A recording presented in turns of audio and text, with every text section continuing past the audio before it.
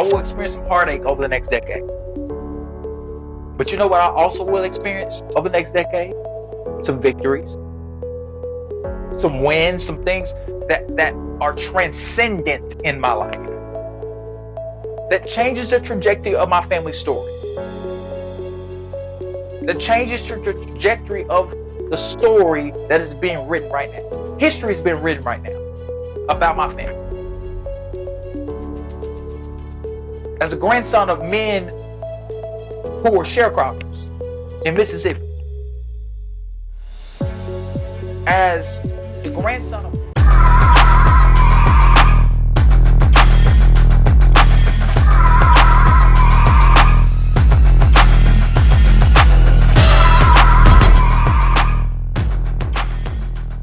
Hi everybody, Lee Scott here. Thank you for watching and or listening to this week's episode of Leading with Lee, where we talk about life, leadership, and legacy. I want to help you discover your capacity and level of leadership. I'm so excited that you are here. And before I get into today's topic today, I want to encourage you to go and subscribe to Leading with Lee on YouTube and all podcasting platforms. Well, it's this time of year again, and I've done this every single year that I've done Leading with Lee, where it's around the time of my birthday. It's September, y'all, and it's my birthday month. And as you well know, I do a reflection episode every single year. And I'm super excited because this one is pretty special. It's unlike any episode I've done before. It's going to be very similar in nature, but it's different because I'm coming into a new decade of life. And so today, I want to share about that and share about the journey that I am currently on as it relates to that. As I've been reflecting a bit about my 20s and as I prepare to come in this new era of life, a new moment of my life in my 30s, I'm super excited to see what life has in store. And I promise you, I can tell you right now, before we even get very far, as I've been reflecting on my 20s, every time I think about the moments of rejection, the moments I lost jobs and opportunities and all these things that have happened in my 20s and the struggles of closed doors and things that happened with college and all these different things. And those moments that tried to break me, whether it was relationships, whether it was friendships, whether it was failures or missteps, all those things have prepared me for this new era in my life. And so I'm going to give you 4 different perspectives today about that. But before I really get into it, I'm going to give you my definition of leadership. I know this is a different episode, but I think this is a part of leadership development. I developed this framework for leadership in my 20s, and I think it's going to be helpful for me as I go forward. I was just going to give it to you real quick. And I always say that leadership is seeing something that has not happened yet. It's like people, processes, and organizations in that direction. I believe that leadership is seeing something that has not happened yet and taking people, personal processes, and organizations in that direction. Now, I'm going to give you 4 perspectives today as it relates to me turning 30 that I have learned over the last decade and really over the last year. So here are the 4 things. I'm going to talk about where I was a decade ago when I was turning 20. Secondly, I'm going to talk about what I've learned over the last year. And then I'm going to talk about what I hope for the next year. And then I'm going to end by talking about what do I want to accomplish over the next decade. So let's start with where I was a decade ago. It's so interesting because, as you all know, my birthday is September 11th. And so this episode comes out before my actual birthday. Make sure you say happy birthday to me on social media. I really appreciate it. And I really appreciate you reaching out to me that way. But a decade ago, it was such an interesting moment because I was coming to my sophomore year at Hines Community College. And during my time at Hines Community College, I had gotten involved in student government my sophomore year. And I had started a campus ministry called Bold at that university and have been living on campus. It was the first time I had lived away from my parents for an extended period of time. I had locks at that time, and I had been growing my locks since 10th grade of high school, so it was pretty nice length at that time. And unbeknownst to me, as I was going into the year, I wasn't sure what I was going to do after I left Hines Community College. I wasn't sure if I was going to go to a university or I was moving to a university locally, so I had been looking at Tougaloo College at the time and was trying to figure out and think about what I was planning on doing. And I had to really lean back on some conversations that had been happening in my life. A year or two earlier, my godfather had been encouraging me to look at Oral Roberts University. And I was vehemently against it initially. And I wasn't really excited about the idea of going to ORU. But I look back and now I recognize that was such a powerful, insightful moment that he had to encourage me to go to ORU. And in spite of all the things that had happened throughout that process, I can tell you that I had started looking at ORU. I had been having a conversation with my mother.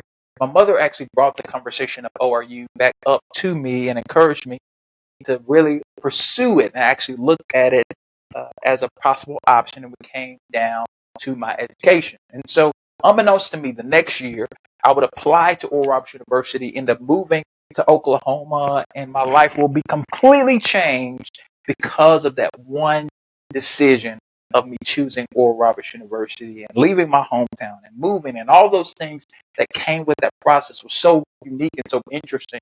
And I can tell you, a decade ago, if you had told me that that would have happened, I probably would have looked at you and been like, maybe, because I can tell you, I really wasn't thrilled or thinking that that was going to be my story. But I'm grateful that a decade ago, my mother had the courage and my godfather had the courage. People around me said, you should probably look at this option.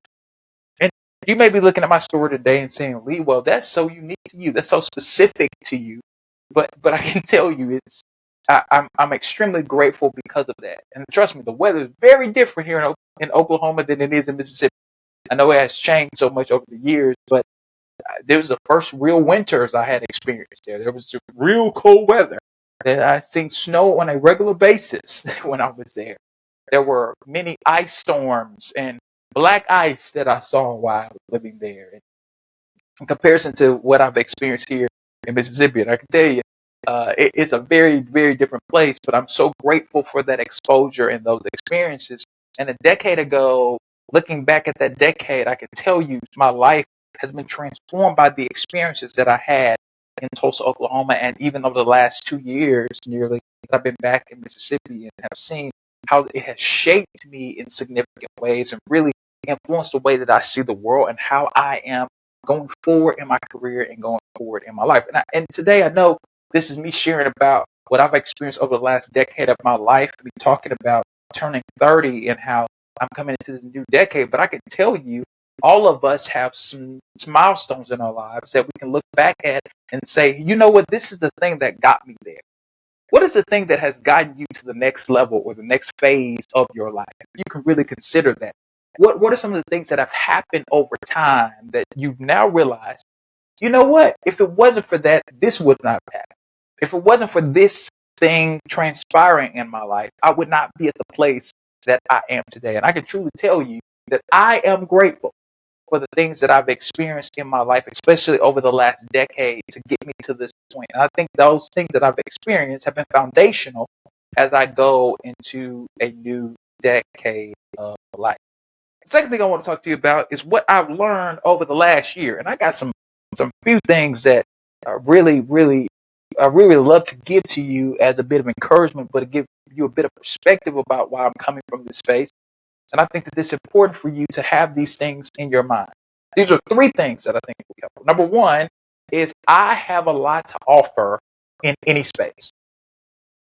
I think that's important for me to say because one of the things that I have learned, especially at this point, is that I cannot afford to not operate in true authenticity and true fashion when I come into any space. If you watched the last episode, I shared about how I lost my job and how I have learned at this point in my life that I must ask for what I want. I must say what I desire. I must be clear about what I'm trying to get in my life. And I think that that's important as it relates to me growing and operating and becoming my full self. And you may be listening to this or watching this right now and saying, hey, I've struggled with that. I've struggled with the ability to believe that I could do something. I've struggled with the ability to show up fully. I'm here to tell you that you showing up fully is so important in your life, that you got to realize that, especially in my case, I've learned that I'm educated, that I'm creative, that I'm thoughtful, that I'm an effective team player. I actually try to help people collaborate well. I believe that working together is how we change the world. Those things are necessary in any space that I come. I'm fun loving. I'm very free spirited in some ways. I love to do things with a level of joy. I love to have fun in the things that I'm doing. I love to enjoy the things that I'm doing. I think that work and the things that we are pursuing should be very much so something you enjoy. And I think that that's a important principle for my life. And I've learned that that is something that drives me every day. I feel like I'm doing things with purpose. And I'm not going to shrink back and not do that. I'm doing everything I can to fulfill purpose and be actionable in every step that I take. The second thing I realized is that my personal experiences will catapult me into my next adventure. I truly think that this is important for you and I to understand, is that all of our experiences have informed who we are today. In other words, what city you grew up in matters. Where you went to college actually matters. The relationships that are in your life matters. Your connections actually matter. All those things have influenced and informed the person you are today. And you have to recognize that because you are operating through your experiences, it should cause you to see yourself as somebody that can be impactful in any space. And trust me, I've learned this, that all those experiences of me going to Oral Roberts University in the Midwest, where it was very cold, and me having classmates and people living on my floor that were from different countries and different parts of the world, that influenced my belief about myself.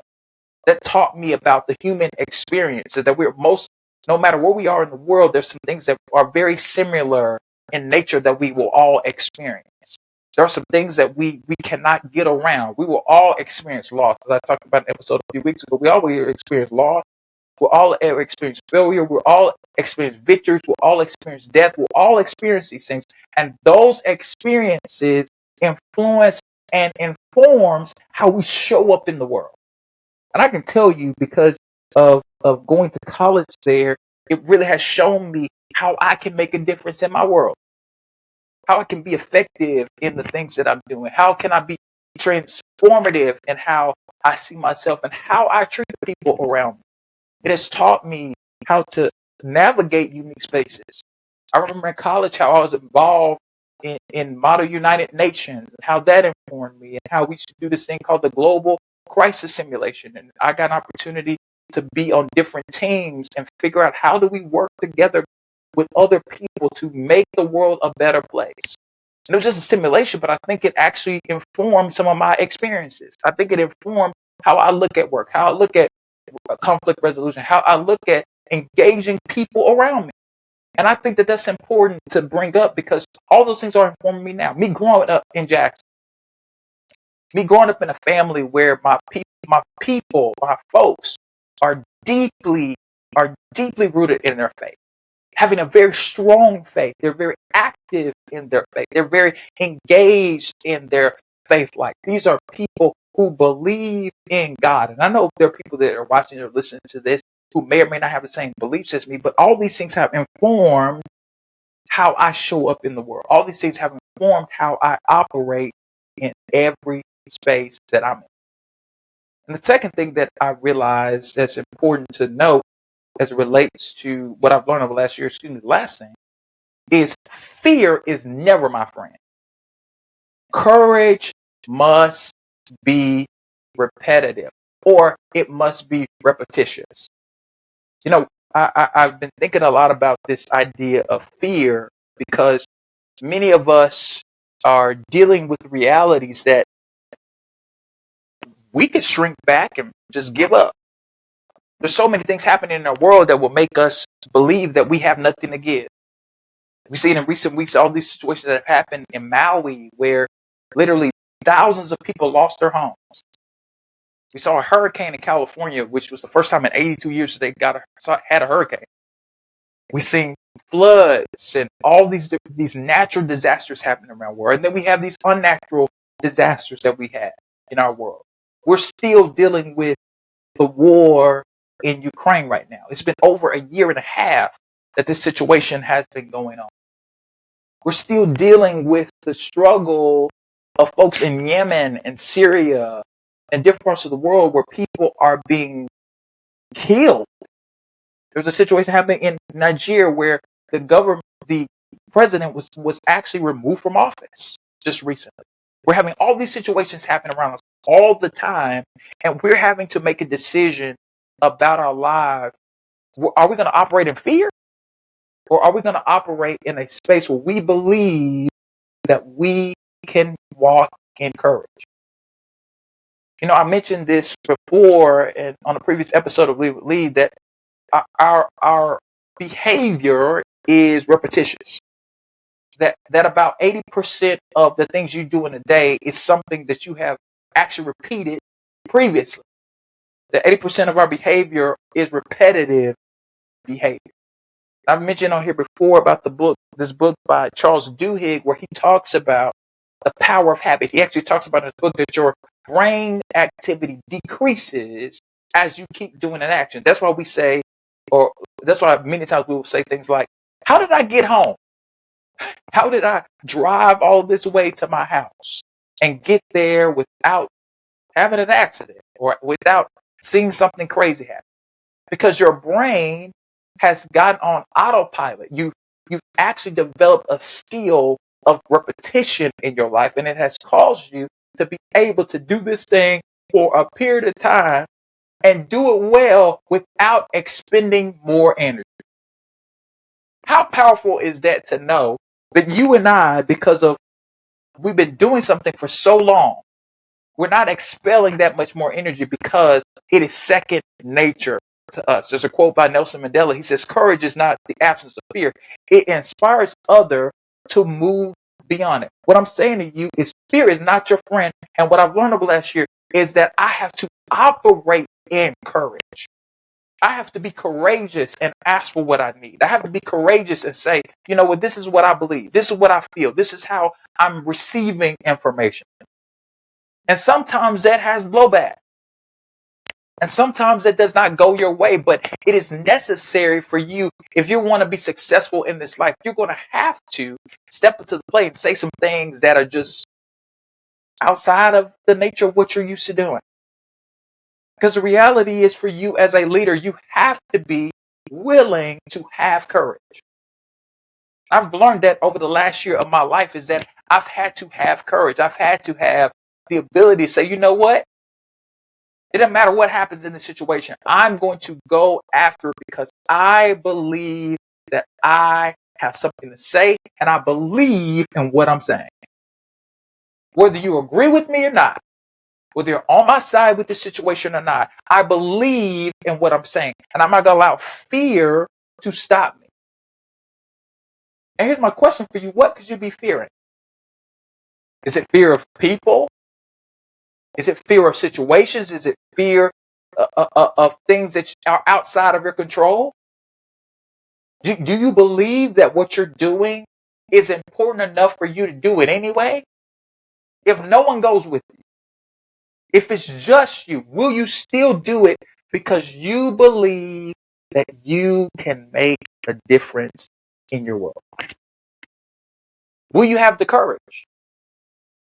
Will you have the capacity to step up to the plate and say, you know what, I'm going to do it? I realize that people are maybe their feathers might be ruffled, but I'm going to do it because I believe that courage has to be practiced. Let me tell you something. You just don't end up being courageous all of a sudden. It has to be something you practice in your life. You have to be somebody that is consistent in doing the action of being courageous. You got to be repetitive in that. If you have been repetitive in negative talk, maybe you need to change your talk and say things that are positive. If you've been repetitive in eating bad, maybe you need to actually do yourself a service and start eating better by being repetitive in that regard. Why are these things important? Because in order for you to overcome fear and be courageous, you have to practice at it. You have to make a bona fide effort for that not to continuously happen in your life. And this is why this is important. We've been talking about this throughout this season of leading from where you are. I really believe that with all my heart, that the way we lead from where we are is actually recognizing how we show up in every space. That the only way people can benefit from what you do is you showing up, is you being who you are. And I've learned over the last year that, Lee, when you show up and when you're yourself, when you actually have the courage to operate as if you have a lot to offer, when you have the courage to use your personal experiences to be the thing that pushes you forward, when you actually realize that fear is not your friend and that courage has to be something repeated in your life, you will be better for it because you recognize that you needed to show up a particular way. And because you showed up, things changed around you. The world is waiting for us to operate at that level, operate in that capacity, operate as if we can make a difference in the spaces that we go in. But what are you going to do? Are you going to allow yourself to shrink back and not do? And I know last year, I haven't shrunk back. I haven't stepped back and said, you know what, I'm just not going to do it. No. I have been strategic and willing. If I didn't feel comfortable, I tell people that I didn't feel comfortable. If I felt confident about something, I went after it. Why? Because that's the only way I can make the impact that I want to make. And I believe that you can do it too. We're going to take a break right here for a moment. I'll be right back after this message. Hi everybody, Lee here, and I want to give some information to you. Do you need someone to host an event or come and speak at your event? You can now book yours truly. Book me for your event by visiting www.leeascott.com. I am so excited to connect with you and do work with you. Much love, and let's get started.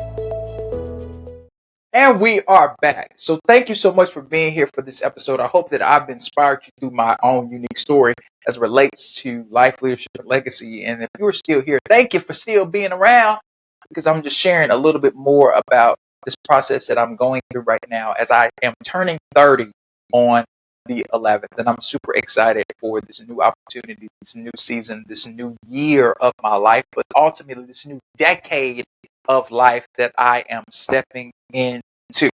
Now, here's my next point. I want to talk about what do I hope for the next year. And there are some things that have transpired in my personal life that makes me believe that there are some significant things that are going to happen over the next year for me. Whether it be personal, whether it be career-wise, all those different things. I really am seeing some things that are happening in my life. And one thing I'm hoping for is growth in my career in pursuit of the work that aligns with the trajectory that I believe that I have. I really believe that I have something to give to the world. And I believe that I have something to do significantly in my community and in my city and the places that I'm allowed and been blessed to be in. I don't take it lightly, the opportunities that I've had. I don't take it lightly, the opportunities that I've had to have conversations with people in my life and get to know people. Right now, I've not shared this on here on Leading, but I got an opportunity to be a part of this thing called the Change Collective through the Civic Nation, which is affiliated with the Obama Foundation, which is an incredible opportunity. And I've met leaders from all across the city of Jackson who are doing incredible work to make our city better. I've been able to connect with leaders from across the nation, from Chicago and Detroit, who are doing incredible work, and they're making a difference in their communities. And I'm so grateful that I've got an opportunity to be in relationship, or just even be in proximity to these people. And I believe that because of that, I've gotten an opportunity to learn and grow and become a better person. It actually positioned me to learn a lot. I actually got the opportunity to be interviewed by Mississippi Free Press. You can go check that article out. Just share it on air if you didn't know. But just getting the opportunity to be around people of like mind and really have a desire to see our community better has been an incredible thing for me. I hope that these relationships just don't end over these next 6 months, but it actually puts us in a position to keep doing great work for years to come. That it actually is a foundational thing, that it lays the groundwork and becomes a building block for the next things that happen over the next year of life. I really am committing to my physical and emotional health. I've been in therapy almost a full year now, actually a full year. I've been going consistently to therapy every single week. When I'm not out of town or when I'm not going somewhere, I'm in therapy every week. Why? Because I really think my mental health matters. That I'm talking to my counselor. I'm having a conversation about what's going on with me. And one thing I've actually realized is sometimes you actually shouldn't just process the difficult things. You actually process good things that happen in your life. I don't know if you're like me, but sometimes in my life, I don't expect myself to win. I struggle with winning. I struggle with believing that what I try to do actually will work, or people will support it, or people will come into the space and say, Lee, you're good enough. And I've been able to process that in counseling. I've been able to process my responses and how I view certain situations and things that have happened in my own life because I've been in counseling. Now, I know for many people that may or may not be accessible to you. And I've talked about this before on here. How I've been so blessed to have found an organization that makes it really affordable for people to go to therapy if they could afford a therapist. And a lot of people are students, but it has worked for me. Just having the ability to go talk to somebody has helped me over the last year. I want to continue that action over the next year. I plan on doing that. Another thing that I'm hoping for over the next year is to reach my body goals, my body image and health goals. There's some health goals that I have. There's some body image goals that I have. And let me be very clear about this. It's not even for shallow reasons. It's just about confidence. And you may say, Lee, you probably don't have that issue. Let me tell you something. If you don't love your body and love yourself, you're always going to have issues. And this is why the mental health piece is important for me. I've been doing that work. And so when I go to the gym and I work out and engage in doing that type of physical activity, I'm not looking at it as, hey, this is going to make me be valuable. I don't see it that way anymore. I see it as, hey, this is a part of the development and the process of me loving myself and feeling stronger and feeling more confident and feeling more engaged with my body. And that's important. It's important to have the right perspective about why you are doing something. And I'm doing that. I have been engaged in it. I'm looking forward to continuously doing that over the next year. I'm excited to see my dog grow up. She's 7.5 months now. And, she's like a child for me. My dog Luna is such a sweetheart. She's getting bigger every single day. Please pray for me. She is a lot. And I'm learning how to be responsible with her, how to take care of her, how to make sure she gets the things that she needs, how to be really, really intentional about the life that I develop and grow with her. She's taught me to be a patient person in some ways. She's helped me be more clear about what I desire and what I need. And she's been a great companion for me, especially since my life has been changing in a personal way relationally. And I want to see my friendships grow. I want to see my friends that I have developed here in Jackson continue to grow. They're people that have been in my life for a number of years that I've been rekindling my friendships with them, and we've become even stronger. And there's some people that are new to my life in the last few years that have become indispensable because of that development of relationship. And I'm so excited that I've got an opportunity to grow with them. And that's been really fun to do over the last year. And I can tell you that it's important for you and important for me to keep investing there. That investment has been indispensable in my life. It has been really impactful for me to engage in some connectivity with them. It's been incredible for me to go back to that well, allow mentorship to happen in my life, allow leaders to speak into my life, allow people to be engaged in what's happening with me. And that's been helpful. It's actually made me a better person in a lot of ways. I'm looking forward to growing in my faith over the next year. Really am. I really, really believe that I'm going to become a better, faithful person to my belief system over the next year. I need to be stronger in my faith. I need to be stronger in my foundations and my belief in God and believe in what He says in His Word and what I believe to be true. And again, I'm not here to teach or put my faith on you. But I know that's important for me. It's a value for me. It's important in my life. And I talked about values on last episode of Leading, how that's important to me. It actually shapes who I am. It informs what I believe about the world, what I believe about myself. I'm really hopeful about my relationship with my girlfriend Amanda. And I'm so grateful for her. I'm super grateful for the person she is and how our relationship is developing and growing even more. I haven't talked about her on this episode or on Leading actually at all, but it's so powerful to see how just our relationship is so different from what I've experienced in the past. I'm super excited for the journey that we are going on together, the story that we are writing together. I'm excited for everything that we are discovering together because we're willing to discover those things. Excited for the opportunity to continue to grow with her and grow with her family and get to know who she is and understanding the unique nature of our just relationship. I'm excited for that over the next year. I'm super hopeful for what that will look like. And those are things that I'm hoping for over the next year. But I want to pose a question to you. What are you hoping for? What are you looking at as an opportunity for you to learn and grow and become better in your life? Do you have some hopes and dreams? Do you have some things that you're saying, hey, you know what? I want to see this happen for me. Because truly, I'm telling you, I got some hopes in my 30th year. I got some hopes in my 30s. I got some things that I'm working towards. I think I've built certain things so much to a point at this point that now it's time to step into some of those things.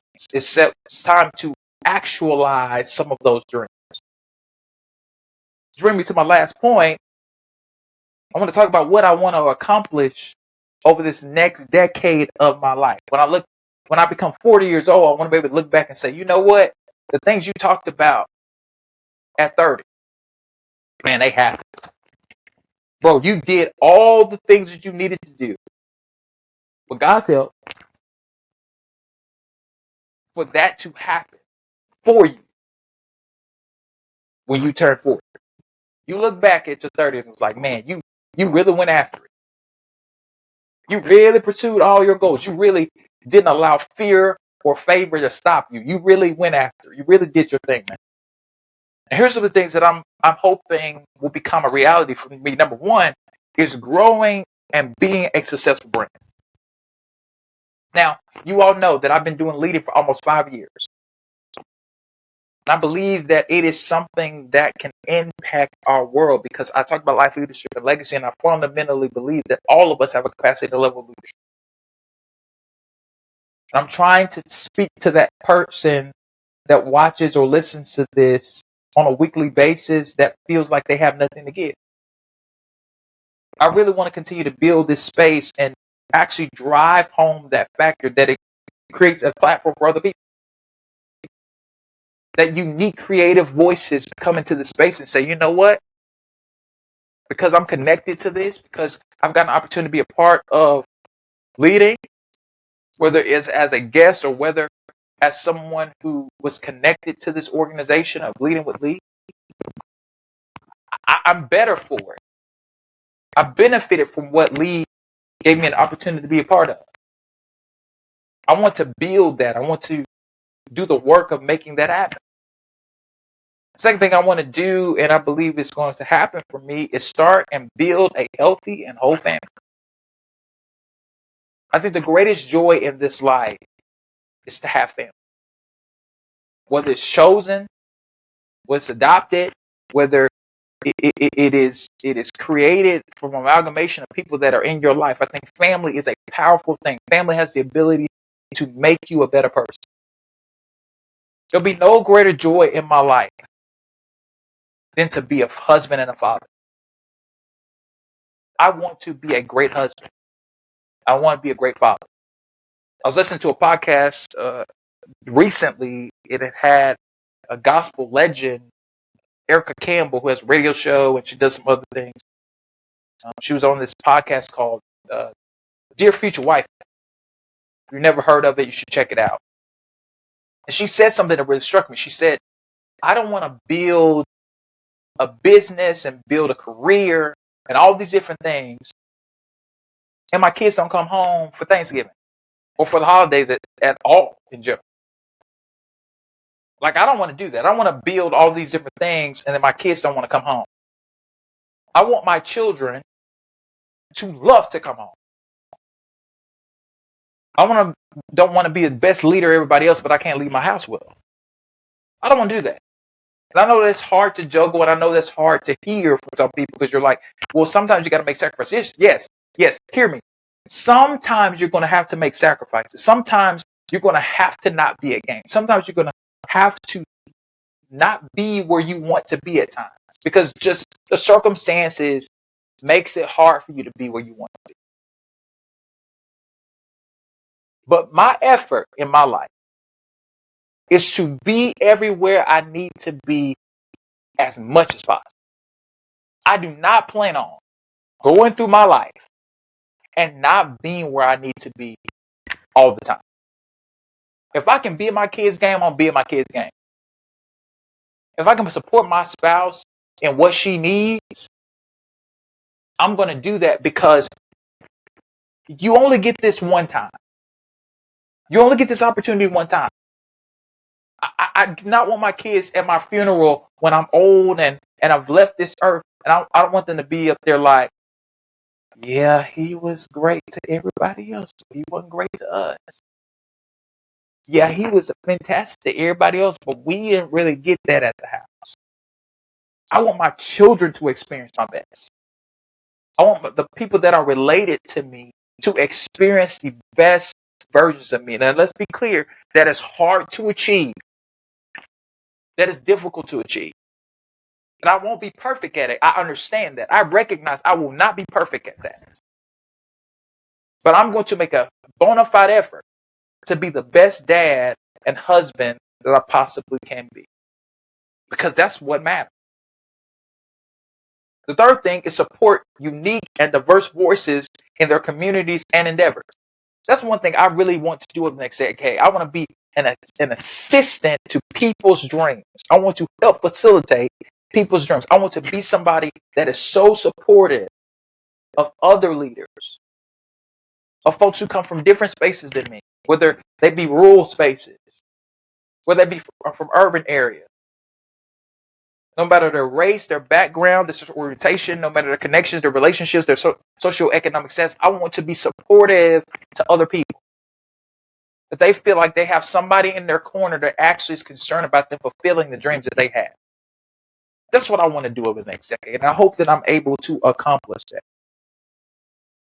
The next thing I want to do is help build impactful entities that have lasting impact. I know some of these things seem redundant. Some of these are individualistic things that I want to see happen over the next decade. But some of these things are things that I want to do that actually make a difference for the culture.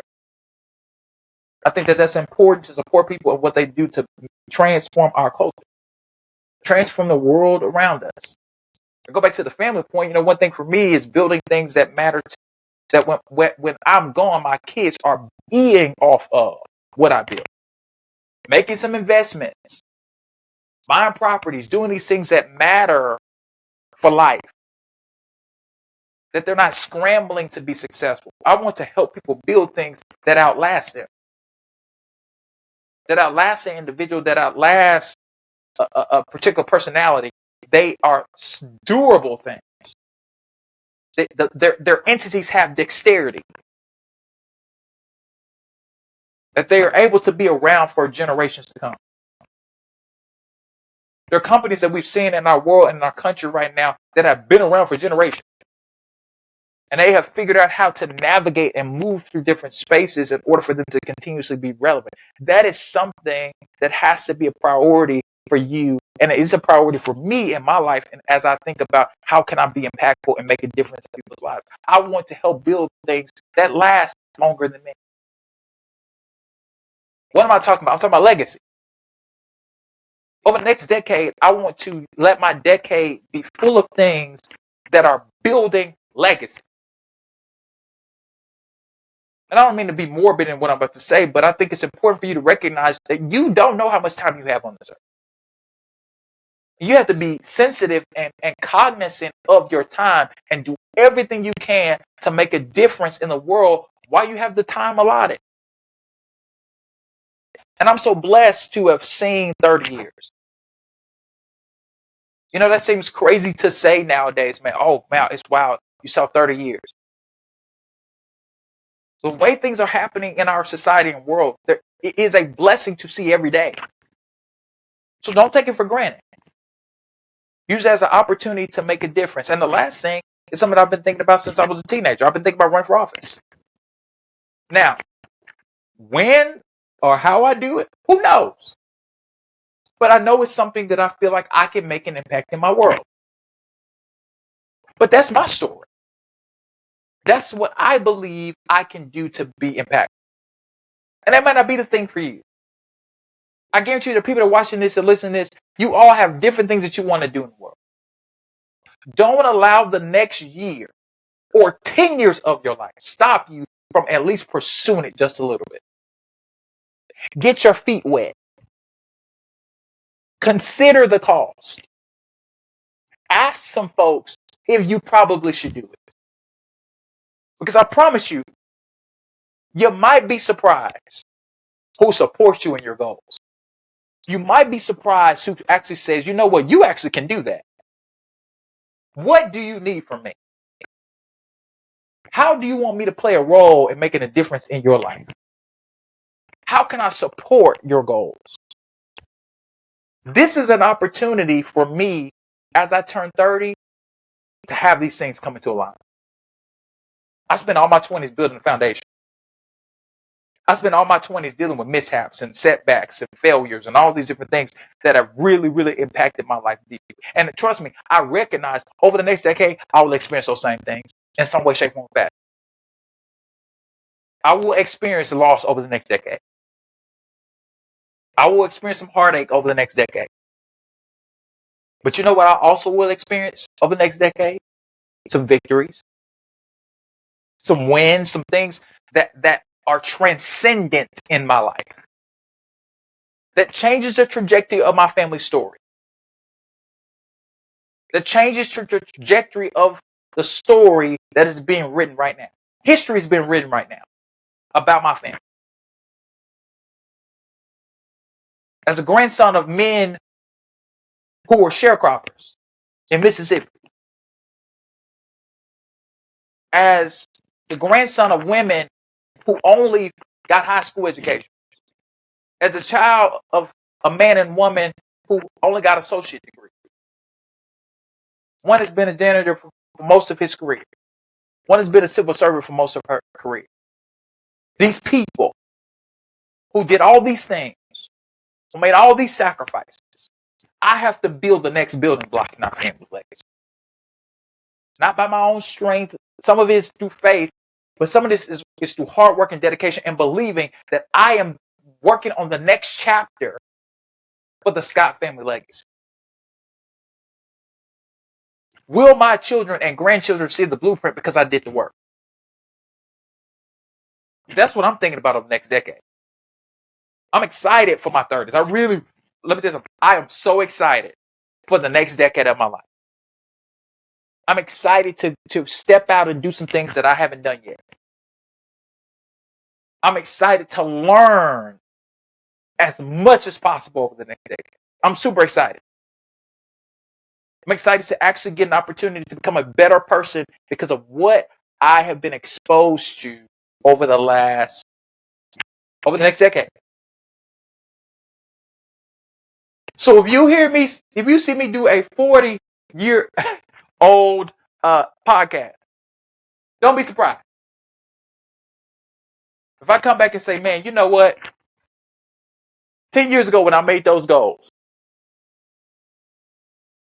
I know they were lofty. I know that they might have been crazy to some people. But I did it. I at least tried. I want to live a life that at least I tried. Whether I'm successful or not is not what matters. It matters that I actually tried to do it. I know I'm about to end, but I want to say this as I'm ending. How many people have missed out on stuff in life because they wouldn't try.